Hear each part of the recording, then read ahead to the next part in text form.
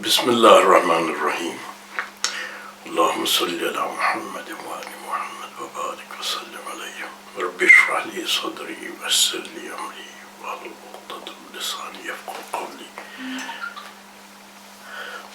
Dear viewers, Assalamu alaikum. I want to talk about the ongoing Gaza conflict. I want to make some points clear about what we have to see and how it has to be analyzed.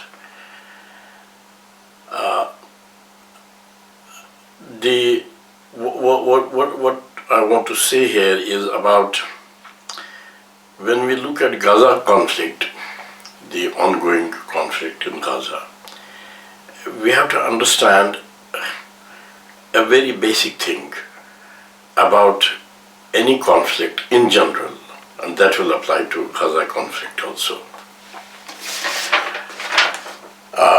That is, we have to look at it in terms of level and sphere. The level of conflict and the sphere of conflict.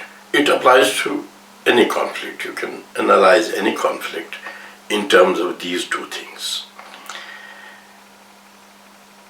When a conflict is there, it plays out in real geographical, in real space-time.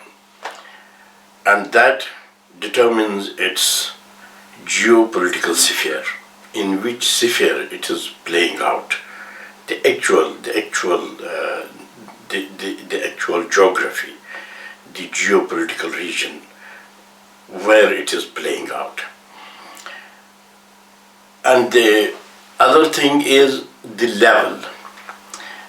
At what level the conflict is playing out, because sometimes conflicts are they are single level. They are not layered.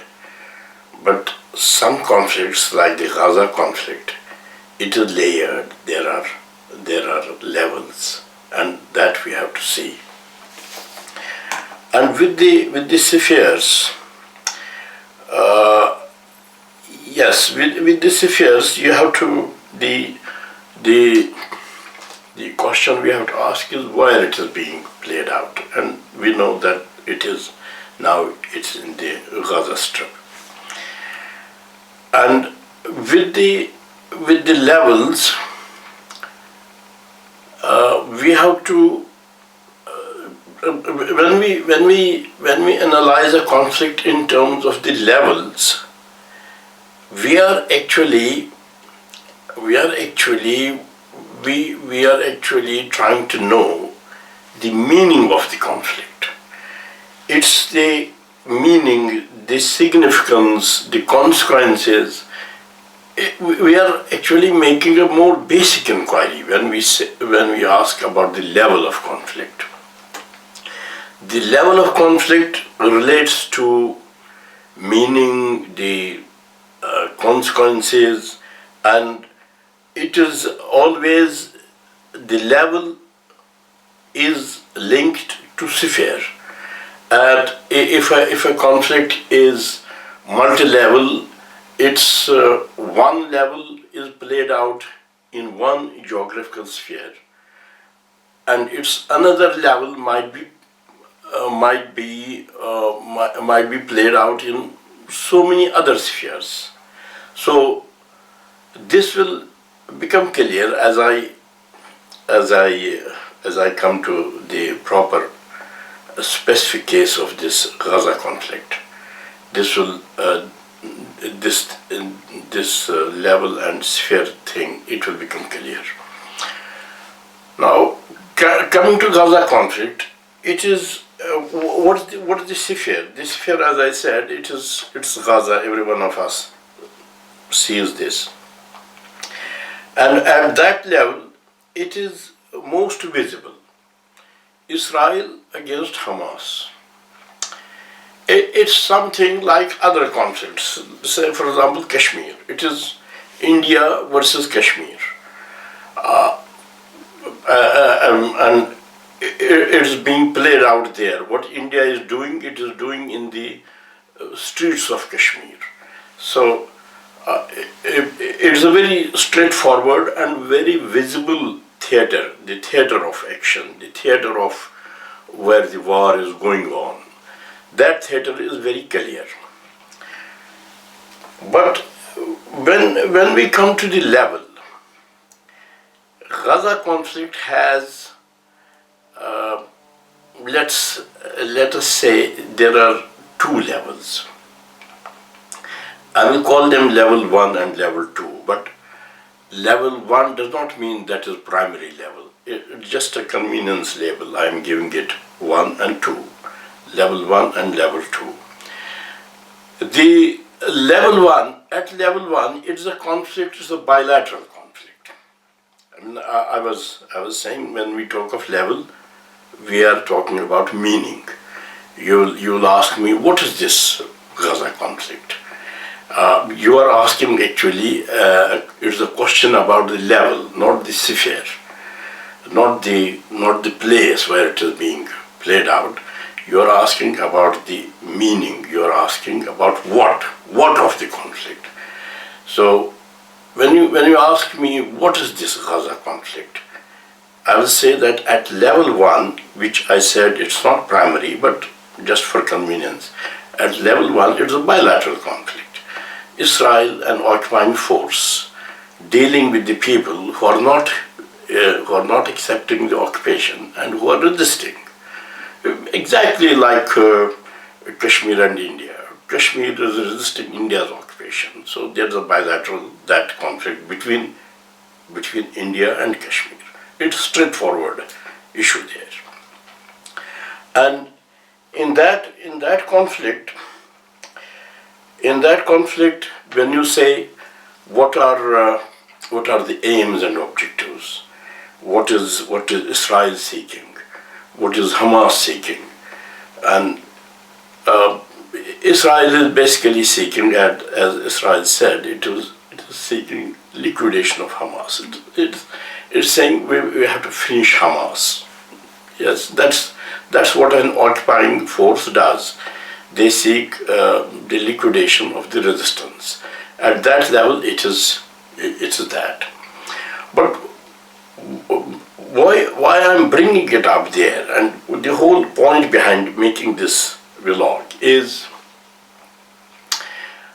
if we don't understand the levels of the conflict, we don't understand it actually. It's a very partial understanding. You might ask why there is not a ceasefire? What's happening? Because if it was simply a conflict of occupying force Israel with the resistance of Hamas or Islamic Jihad or whatever the resistance is there, if it was simply that, then the ceasefire was not a big question. The ceasefire would have happened. Ceasefire was not it was not something which would have not come about by now. It is more than 6 months since October. So but once we understand the levels of the conflict, we understand it in full. And quickly moving to the level 2, which again I said it's not level 2 because it is subsidiary, it is the fundamental level. But I'm naming it here level 2, fundamental level. At the fundamental level,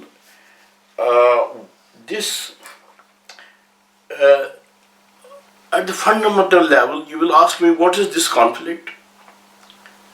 Now, this conflict is not between Israel and Hamas at the fundamental level. At a superficial, at a most visible level, it looks so. That's why I said there's a level 1. But at this level now, the fundamental level, what I call, it's not just Israel and Hamas. It's not that actually.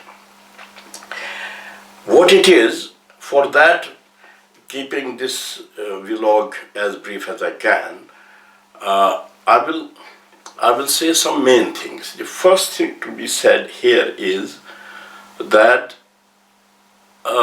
it's about the Israel itself, about the creation of Israel itself, and in that I have said it before, I have written about it, and it has to be repeated that Israel is not a Jewish initiative. It's not a Jewish agenda. Jews don't have to do anything with this. Zionists have to do anything with this. Zionists are not the authors of it. It's not a Zionist agenda. It's not a world Zionist agenda. It is basically a colonial imperial agenda, and they have cooked up this bogey of Zionism and a Zionist movement and a Zionist state, but as such, it's not basically a Zionist project by Zionists. It's a Zionist project by imperialists, by colonialists, and the author is basically the British Empire. They created it, and it's their child. This is now. I can go into details, which I won't, because there is enough about it. I have done a vlog about it in Urdu, where I have explained all these things, and this is clear. This is a lot of literature is there on this, serious literature, not gossips. Serious literature is on this, and you can see that. But this is the basic thing to understand when we come to the fundamental level, and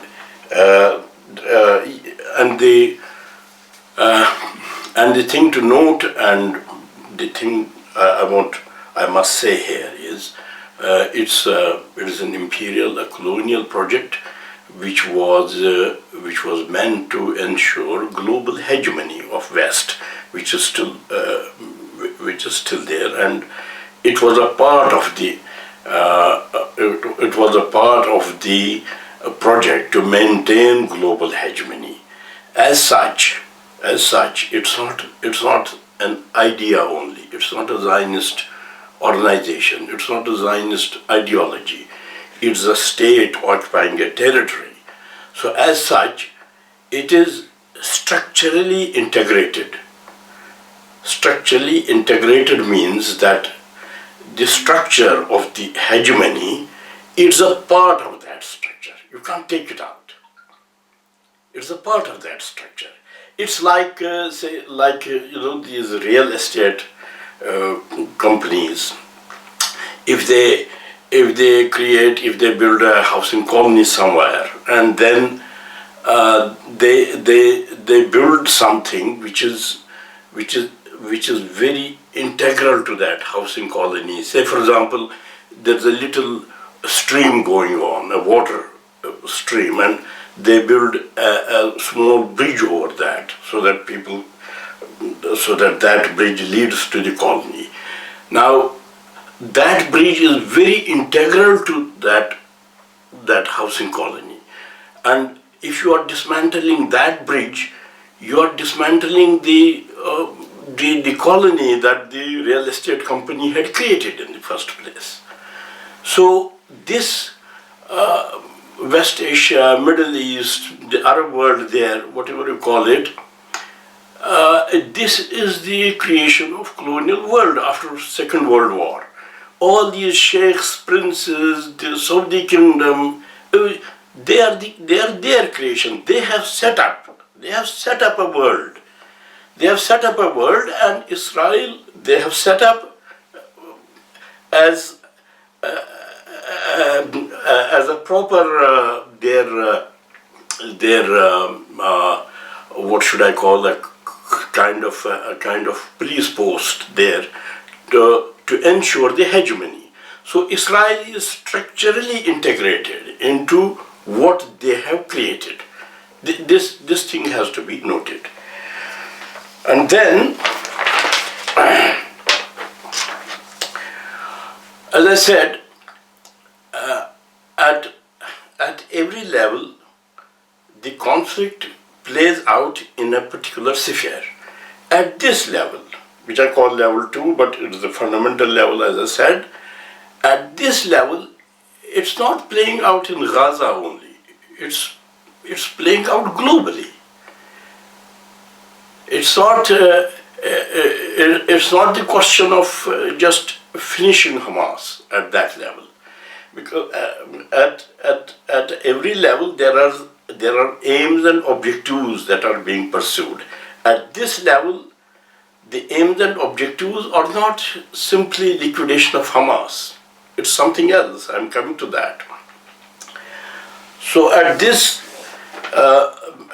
level, it's playing out globally. If you watch closely what is being done, particularly the diplomatic activism of United States, what Anthony Blinken has been doing, going here and there and all this, you will see that what they are trying to do and how this conflict is playing out at the fundamental level, and the aims and objectives that are being pursued at the fundamental level. These are very important to know. The first thing is, at that level, the most important objective that's being pursued by US is the proper political entrenchment of Israel. Joe Biden, when Iran was going to attack Israel, which it did on 13th of April, Joe Biden said that we are like an ironclad wall around Israel. So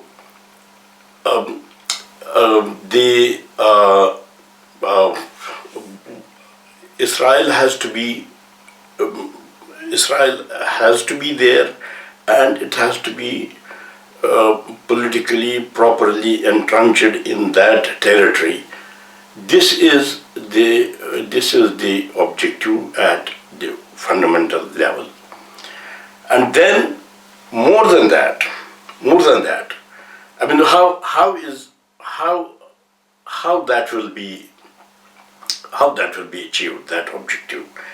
For that, what is required is this politics, which in the first place created Israel, which in the first place made Israel's presence in that territory, made Israel's presence and existence possible. That politics, at all costs, has to be. That politics must not be. In any case, it should not be, what should I say, it should not be replaced by politics of resistance. That politics should continue. That politics was basically a politics of conformism, a politics promoted by US. It was a politics of subservience. US was promoting it, and sometimes doing these Oslo, Camp David and everything, but it was a politics of conformism. Opposite to that politics is when you don't conform, when you resist, when someone is pushing you, you are also being pushed. But if you resist, if you don't accept it, if you push back, this is resistance. Now, if this politics grows in that region, if this politics becomes the way of doing things in that region, then Israel will not be there. The Zionist regime will not be there. People are there, territory is there, but the Zionist regime will cease to exist. So if the Zionist state's existence is the objective, then the politics of resistance has to be defeated. This is the objective at the fundamental level. And then the politics of resistance has to be wiped out. And for the politics of resistance, for the politics of resistance to be wiped out, it's imperative that the present action of 7th October, the present action of Hamas, is by any means, it is defeated to the extent that it should be seen as a failure. It should be seen something on which Hamas regrets. Because if this method, if the resistance method succeeds, if it delivers, if it brings good results, as it has brought so far, you can see the world public opinion shifting in favor of Palestine. Why? Why today? Why not before? It is because there's a change in the ground reality. Hamas has brought a change in the ground reality, and now a public opinion is shifting in favor of Hamas. So a result is being, we can see a result. If what Hamas did, if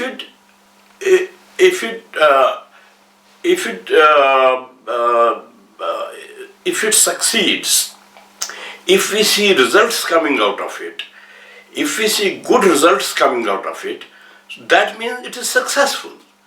And that's not what will be allowed, because it's not the Israel-Palestine only. As I said, this whole Arab world, it's a post-Second World War creation. It's extremely volatile. If resistance succeeds and is seen to be succeeding, that will create a whole. It will be. That will unfold. That will unlock lots of energies in this world, because people in this world, in this Arab world, in Middle East, it will really unlock the energies, and anything can happen. You can see what has been happening in the east of Saudi Arabia. The how that was crushed, that resistance. You can see how the resistance in Bahrain was crushed. But if this Hamas resistance, if it yields results, it will provide a lot of energy to the whole region, and that's not acceptable. And at this level, the fundamental level, the most important objective is that Hamas action of 7th October must be seen as a failure. That's what US is pursuing.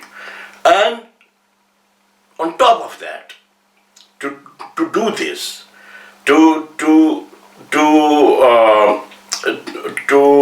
make sure that Hamas action is seen as a failure, what is the ultimate objective, which our British Foreign Secretary also made explicit, he said about it, the ultimate objective is to isolate Iran. There is a connection, as electricity is conducted through a wire and we make a connection through wire. There is a connection of Iran with the region, with the resistance, and US ultimate objective is to cut that, to isolate Iran. That's the ultimate objective. Now, when you look at it as the levels and the spheres, when I have given you this picture of what's happening, when you look at this, you can easily understand why a ceasefire is not coming about. Why Israel is not doing ceasefire. I will tell you, if this was only a level 1 conflict, a conflict between Israel and Hamas, and Israel was doing so many things here, and there was no fundamental level to it, I tell you, it was not Joe Biden, it was not Antony Blinken, it would have been a simple staffer in the Foreign Ministry of America, and they would pick up the phone and they would tell Netanyahu, shut up Netanyahu, get lost, don't go there, don't do this killing. We must have ceasefire within the next 5 minutes, and it would have happened. Netanyahu is nobody. I mean, if there was not a fundamental level to this conflict, ceasefire would have happened much before. Antony Blinken is going from here to there. He did not need to do this. And if you watch what he has been doing, you can see that all the diplomatic activity, it's not ceasefire centered. It's not ceasefire centered. He is doing other things. What he is doing, it's very important. I wish you pay special attention to it. He is basically doing what was interrupted on 7th of October. He is trying to restore that. He was in Saudi Arabia more than months. He is asking Saudi Arabia to recognize Israel, as it was on cards before 7th of October. Before 7th of October, things had been made very smooth for Israel, and there was America had put in place a security architecture called I2U2, and this security architecture was so important that when Indian Prime Minister Modi visited America and a joint communiqué was issued after his discussions with President Biden, this I2U2 architecture, it found a place in that joint communiqué. I2U2 refers to two I's, India and Israel means I2.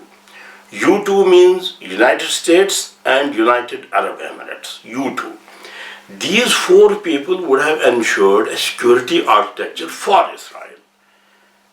Well, that's gone. After 7th October, that's gone. Now, all this diplomatic hectic activity is not ceasefire centered. It is centered to restore all those things which were there in place before 7th of October. Now, I asked you to pay special attention, and that is this, that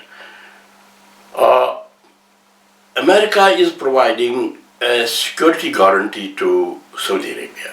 Saudi Arabia already had American security guarantee, but after the Aramco was attacked some few years before, and that resulted temporarily in 50% loss of capacity for Aramco. That's a big thing. Saudi Arabia is the largest oil producer, so it means a lot for Saudi Arabia. So Saudi Arabia got suspicious about whether America provides security or not, and Saudi Arabia started a bit coming to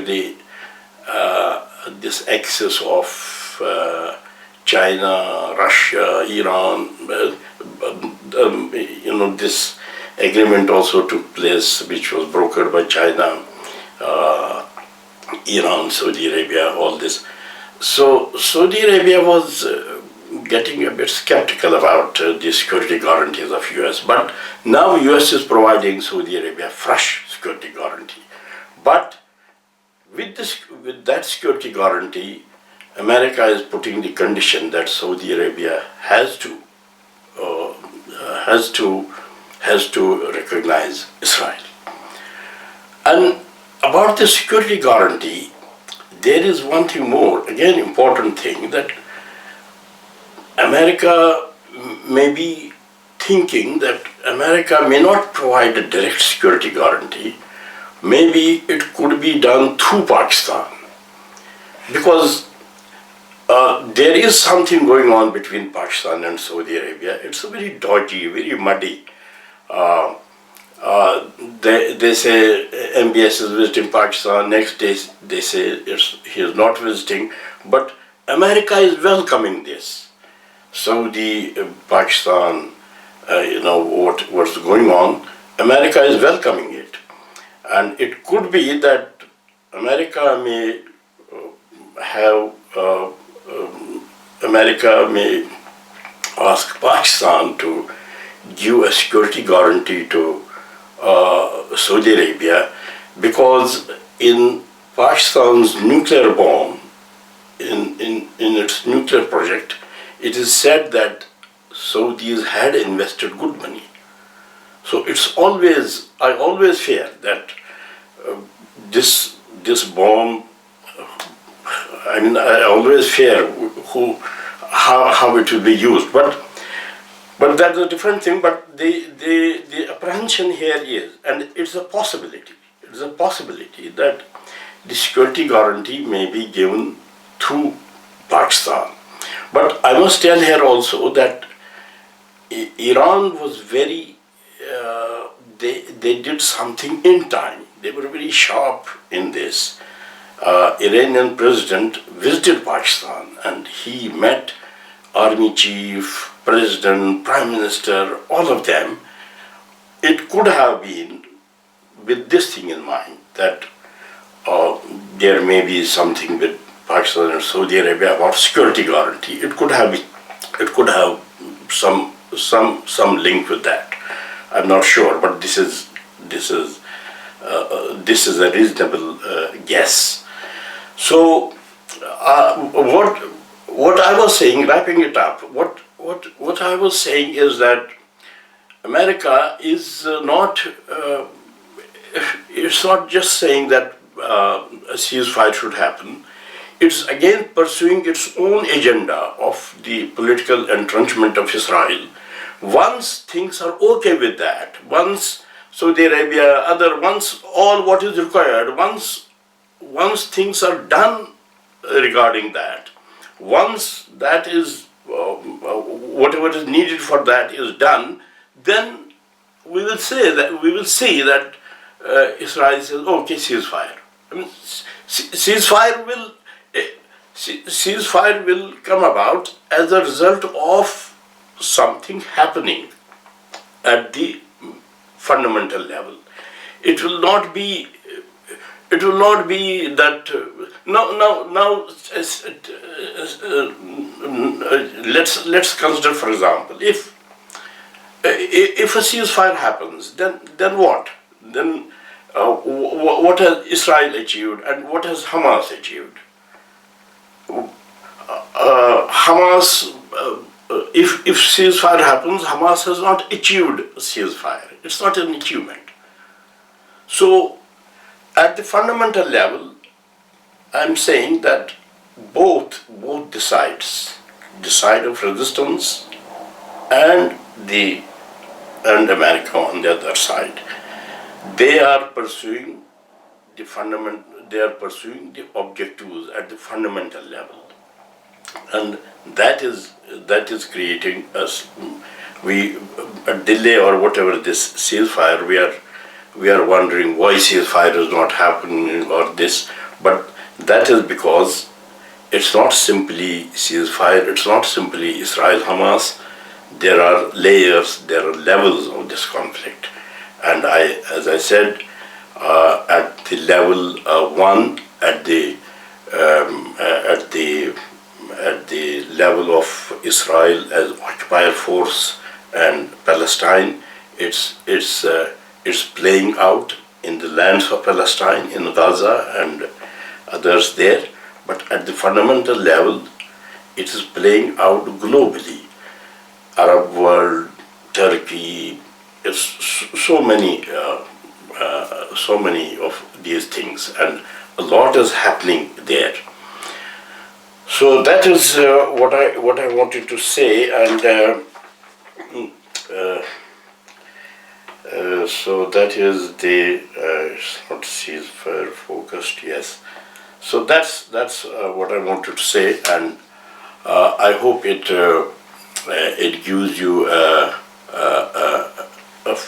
whole understanding of the conflict, and I pray to Allah to give us the right understanding of what's happening, and may Allah be our helper, and may Allah aid the people. May Allah aid the people in Gaza, and the steadfastness they have shown is something which must inspire all of us, and we must understand what sabr really in the Islamic worldview, what sabr means. And with that, I will seek leave of you, and I hope what I have said has been.